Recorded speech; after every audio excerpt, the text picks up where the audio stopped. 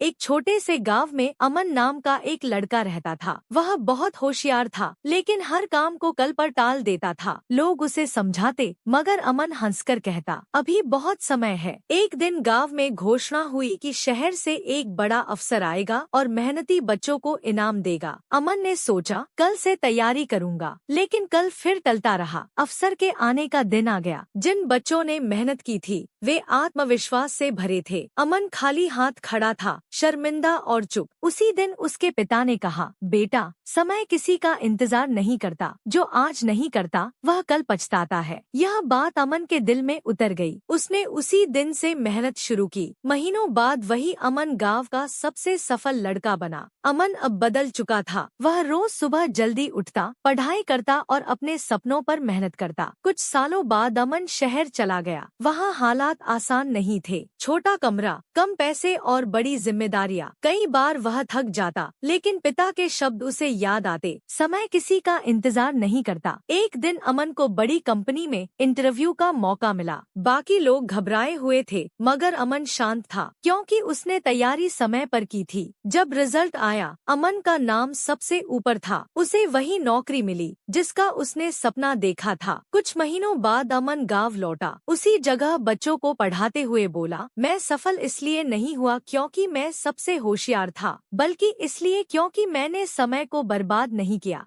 सफलता मिलने के बाद अमन की जिंदगी बदल गई थी। अब उसके पास नाम था, पैसा था और इज्जत भी। लेकिन एक दिन कंपनी में बड़ा संकट आ गया। कई लोगों की नौकरी जाने वाली थी। डर का माहौल था। अमन के सामने भी दो रास्ते थे, या तो सिर्फ अपनी कुर्सी बचाए, या फिर पूरी टीम के साथ खड़ा हो। अमन ने समय लिया, सोचा और सही फैसला किया। उसने दिन रात मेहनत कर कंपनी के लिए नई योजना बनाई। उसकी योजना से कंपनी बच गई और कई लोगों की नौकरियां भी। उस दिन अमन को एहसास हुआ, सफलता सिर्फ पैसा नहीं होती, सही समय पर सही फैसला लेना ही असली सफलता है। जब अमन गांव गया, उसने बच्चों से कहा, पढ़ाई जरूरी है, मेहनत जरूरी है, लेकिन सबसे जरूरी है सही समय पर सही कदम।